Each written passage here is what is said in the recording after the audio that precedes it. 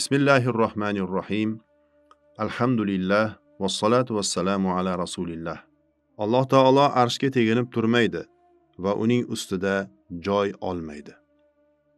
Imom Hofiz Bayhaqiy rahimahulloh Asmo va sifot asarlarining 369-betida Imom Sulaymon Xattobiydan quyidagi so'zlarni rivoyat qiladi. Musulmonlar Alloh arshga istivo qildi deyishganda, u zot unga teginib turadi yoki unga o'rnashib turadi yoki uning bir tarafida joy egallaydi degan ma'noni nazarda tutishmaydi. Balki Alloh taolo o'z maxluqotlaridan birortasiga jismonan tegib turishdan pok. Ya'ni uning zoti maxluqotlarga va maxluqotlar uning zotiga aralashmaydi.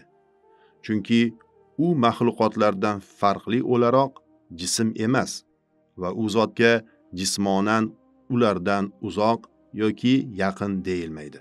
Izoh: bu masalada soxta salafiy, taymiyachi vahobiy toifa vakillari esa bu borada Alloh taolo maxluqotlardan ajralib turadi deganda, jismonan arshdan yuqori tomonda maxluqotlardan ajralib turadi yoki arshni ustiga qaror topdi, o'tirdi degan da'volarni qilishadi.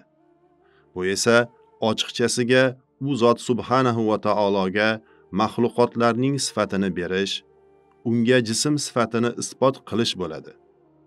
U zot bunday nuqsondan pokdir.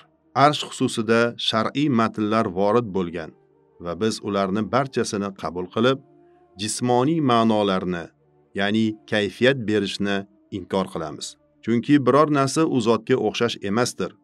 U eshitguvchi va ko'rib turguvchidir.